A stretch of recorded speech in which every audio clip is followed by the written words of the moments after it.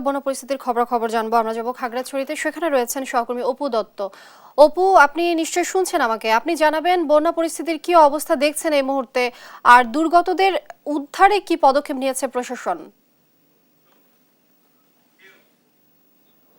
আসলে যদি এখানকার সার্বিক বন্যা পরিস্থিতি বলি, এটি হচ্ছে স্মরণকালের এক ভয়াবহ বন্যার মুখোমুখি হয়েছে খাগড়াছড়ি। এই বন্যা আসলে বিপর্যস্ত হয়ে পড়েছে খাগড়াছড়ির সাধারণ মানুষের জীবনযাত্রা।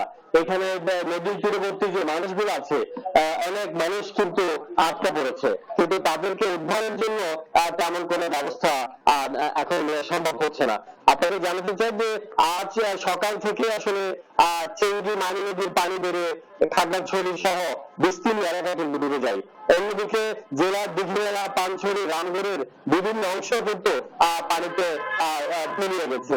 একই সাথে ঠিক একটু আগে জালিয়াবাগ এলাকায় পাহাড় ধসে খাগড়াছড়ির সাথে ঢাকা সড়কের যানবাহন চলাচল বন্ধ হয়ে গেছে। মানুষের দুর্বিষহ আসলে আজকে 24 ঘন্টায় দ্বিতীয়বারের মতো বন্যায় আক্রান্ত হয়ে এটা আসলে পরিষ্কার হয়েছে।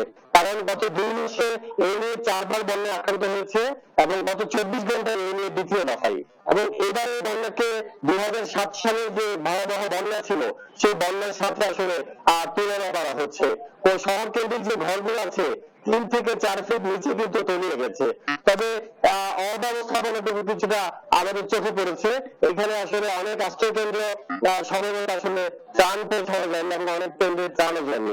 একই সাথে দিঘিনালার বেশ কয়েকটি আশ্রয় কেন্দ্রের পানিতে তলিয়ে গেছে বলে আমরা জানতে পেরেছি। তবে আসার আলো হচ্ছে ঠিক 1 ঘন্টা ধরে প্রায় 4 ইঞ্চি পানি কমেছে বলে আমরা সংশ্লিষ্ট সূত্রে জানতে পেরেছি। যদি পানি কমে সেক্ষেত্রে আসলে ক্ষয়ক্ষতি চিত্রটুকু দেখা যাবে।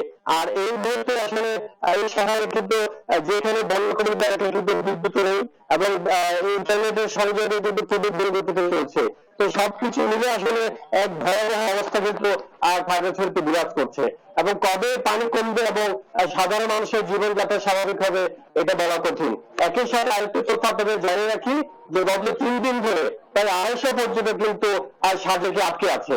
সাজেকে এবং খাগড়াছড়ি সড়কের যে মাচালা যে পয়েন্টটি আছে, এরকম 2-3টি পয়েন্ট তলিয়ে যাওয়ার কারণে মূলত পর্যটকরা ফিরতে পারছে না।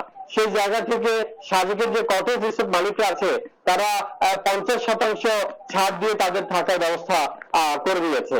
তবে তারাও কখন নাগাদ খাগড়াছড়ি ফিরতে পারবে কিন্তু কিংবা খাগড়াছড়ি থেকে ঢাকা ফিরতে পারবে এটা আসলে এখনো পর্যন্ত অনিশ্চিত। তো এই ছিল আসলে খাগড়াছড়ির বন্যার সর্বশেষ।